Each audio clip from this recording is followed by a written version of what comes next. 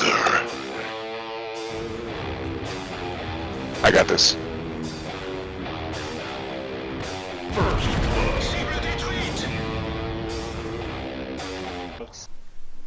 Hey folks, this is ioEther and we're back with some more World of Tanks. So as you can see, this is ioEther in his FV304. We're going to bump that map down just a little bit and get it back to something sensible. This is obviously a tier 7 game on Erlenberg. And yes, I momentarily forgot what it was. It's not the point. I haven't played this game in too long, and the knowledge of the maps is starting to wear off. I haven't had any free time to play in a long time, actually. So yeah, you guys enjoy these recordings because they're the only free time I really get. Anyways, so I told you that today's game would not be a high damage output game, but it should be a lot of fun. And we are going to watch ioEther in an FV304, so it should be a fast-firing, hard-hitting game, and it should be fairly fun to watch.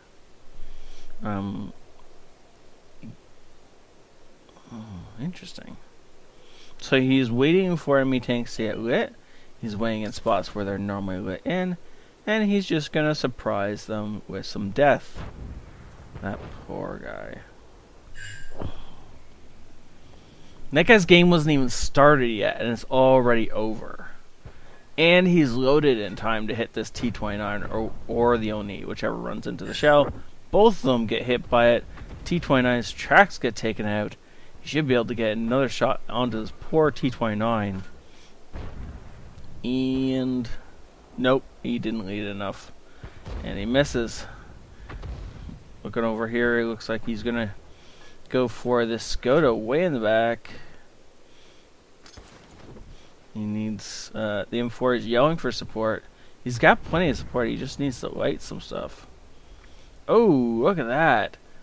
ioEther just fired blind and hit the Skoda. I obviously didn't kill the Skoda, but definitely made contact. That shell vanished, therefore we know it impacted a tank. And that was well done. He's waiting for the Skoda to get lit a second time. Or maybe he's just going to wait to see if the Skoda knocks a tree down or something. And then he's going to just pop him. Looks like the Skoda's going to keep his head down. We may have knocked off a good chunk of his health, and he may be just cowering in the corner right now. Or he may not even... Ooh. Looks like we missed. Must have taken out his tracks with that first shell then. Second shell, nowhere near, because he started backing off immediately. Oh, look at that. We just saw a tracer come out from that bush, so no idea if that hit or it didn't. But,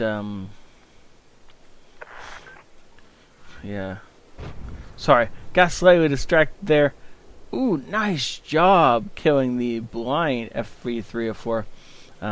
Slightly distracted because ioEther platooned up of Leafs. Leafs Nation, was that the name of it? Yes, Leafs Nation. The Maple Leafs are the Toronto hockey team, and thus Leafs Nation is significant to me. Nice blind shot taking out the Skoda 25T, who probably thought he was still invisible. He was. But ioEther doesn't need silly things like vision to kill targets. That's for noobs and amateurs, obviously.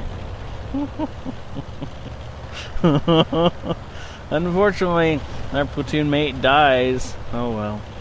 There goes that brother's arms. ioEther repositions to somewhere where he can shoot this T-29 without the T-29 being able to shoot him, which is really key. Also, not looking at the sky is also helpful. That one just takes out his track, but it lets the friendly T-29 shoot the enemy T-29, and then if he's just going to stay there, we're just going to pop another shell into him. Unfortunately, we actually don't get that because he moved just in the nick of time in order to avoid our shell.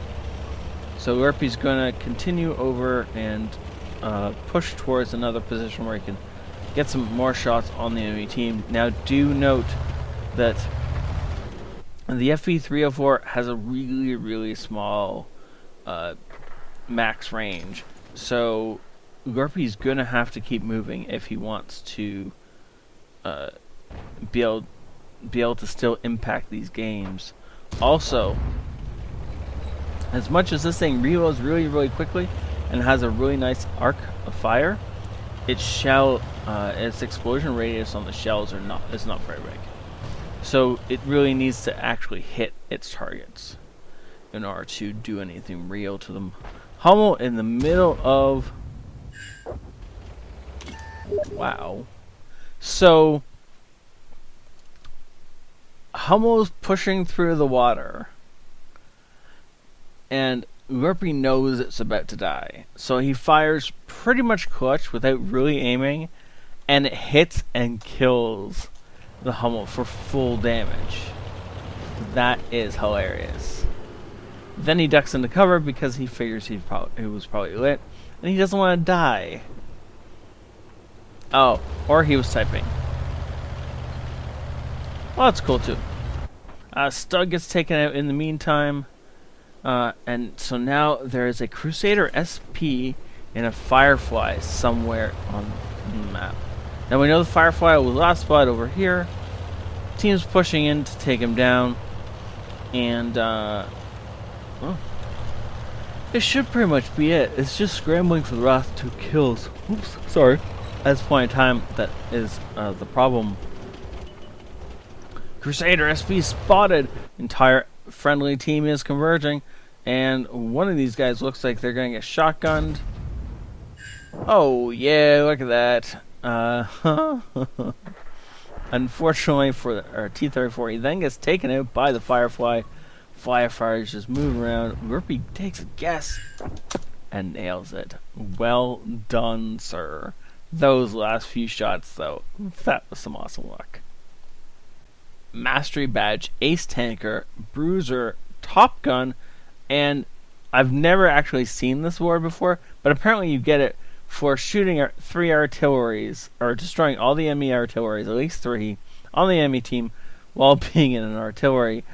I didn't know you could, obviously you can. I've never actually seen it before. So that is pretty cool. I bet you there's not many of these sitting out there.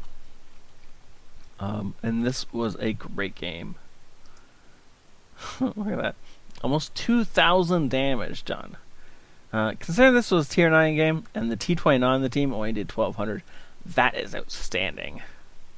Props do go to the enemy Sherman Firefly, though. He almost carried that first team, and then he got hit out of the blue by an FV304 and died in a horrible, horrible way. And this, by the way, is why this tank is so awesome. This is a non-premium standard tier 6 artillery piece. And he made 36 grand off this game. So yeah, if you've been in a really awesome game, then this could be a little bit higher. Though this was a pretty awesome game, I do have to admit that. Everything that hit penetrated, and that was really awesome. Though of course, you fire 15 shots, you get a little bit of splash damage, but I'm gonna assume those were from shots that landed either just beside tanks and thus destroyed tracks, or actually hit, like that one T-29 shot that hit the Oni riding right beside it at the same time. That was actually almost a twofer as far as damage goes, but he didn't actually do anything. He may have blown the Oni's tracks off. It did slow down momentarily there. But anyways, this was... Oh, wait, we can go check that, can't we? Oni? Yeah, it looks like he blew the Oni's tracks off, or maybe just damaged them. But anyways, that was well played. Thank you so much, sir, for sending this in. And don't forget, guys, I do need gameplays. I am down to like the bottom of the barrel. Not to say that any of these games are bad or anything like that, but I'm going to have to start putting out stuff I normally wouldn't. I don't put out a lot of Scout games. The reason being is most people don't play Scout tanks, and most Scout tanks, really amazing games end up start with a bunch of sitting around at the start. It's not really exciting. As much as I love playing them, you guys don't necessarily love watching them. Also, like this, I'm gonna have to start putting out arty games. So, I mean, if you guys want all the off-color stuff, all the off the wall kind of stuff, then yes, sure, don't bother sending me in any games at all. And soon I will run out of games, and I don't know what I'm gonna do from there. So, I guess what I'm trying to say is send me whatever you have. I would love to see some more games.